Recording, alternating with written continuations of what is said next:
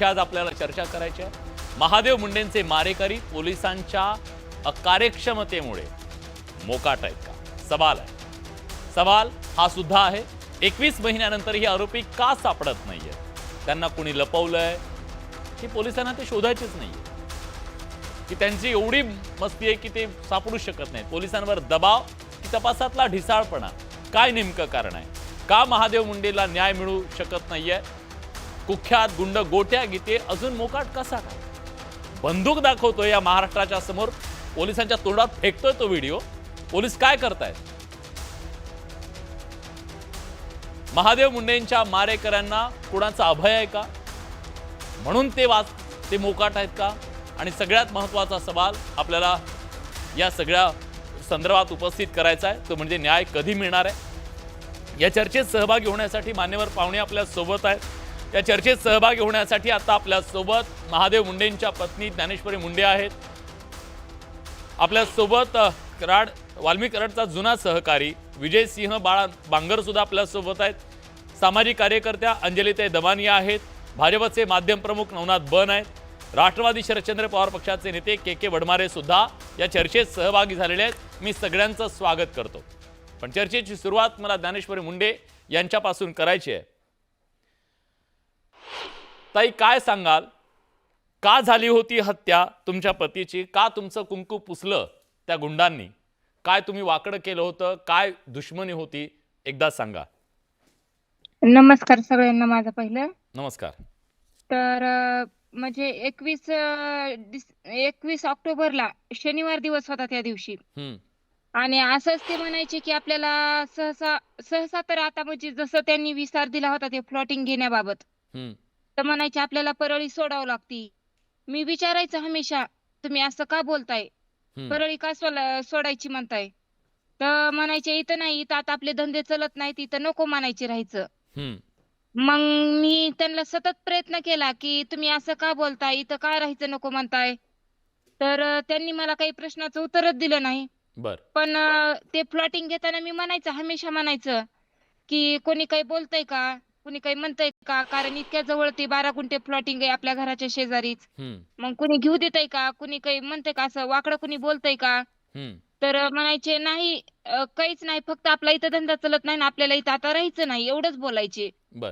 पण त्यांनी अद्याप मला त्यावेळेस नावं सांगितली नव्हती की ह्यांनी आमच्या म्हणजे वाल्मिक कराड काही बोलतोय म्हणून।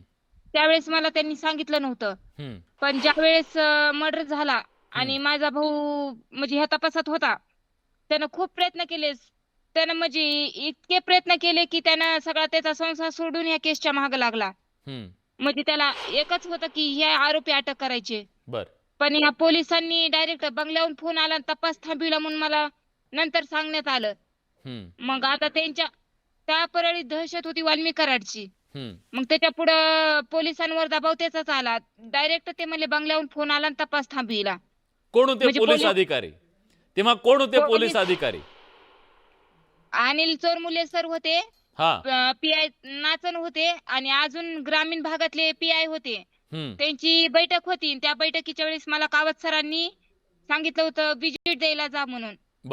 तर मी विजिट द्यायला गेले तेव्हा गोविंद एलमाटे नावाचे कॉन्स्टेबल आहेत, त्यांनी अनिल चोरमुले डीवाय जे आहेत ना, अनिल चोरमुले सर, त्यांच्या देखत सांगितलं की बंगल्यावरून फोन आला आणि तपास थांबविला।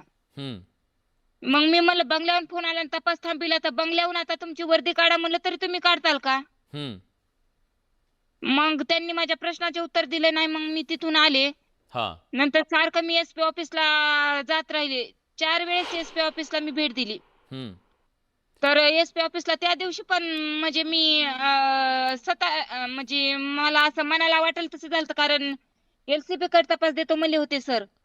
पण ताई मला सांगा, तुम्ही जो FIR दाखल केला त्या FIR मध्ये तुम्ही काही कुणावर संशय व्यक्त केला होता? काही तपासाच्या संदर्भात तुम्हाला काही माहिती देण्यात आलेली होती? काय घडलं? 21 महिने झाला आरोपी सापडत नाहीयेत, काहीतरी असेल ना त्याच्यामध्ये? तपासात काहीतरी समोर आला असेल ना? तुम्हाला काही सांगितलं? काही समोर नाही, एक आरोपी बी निष्पन्न झाला नाही यांना।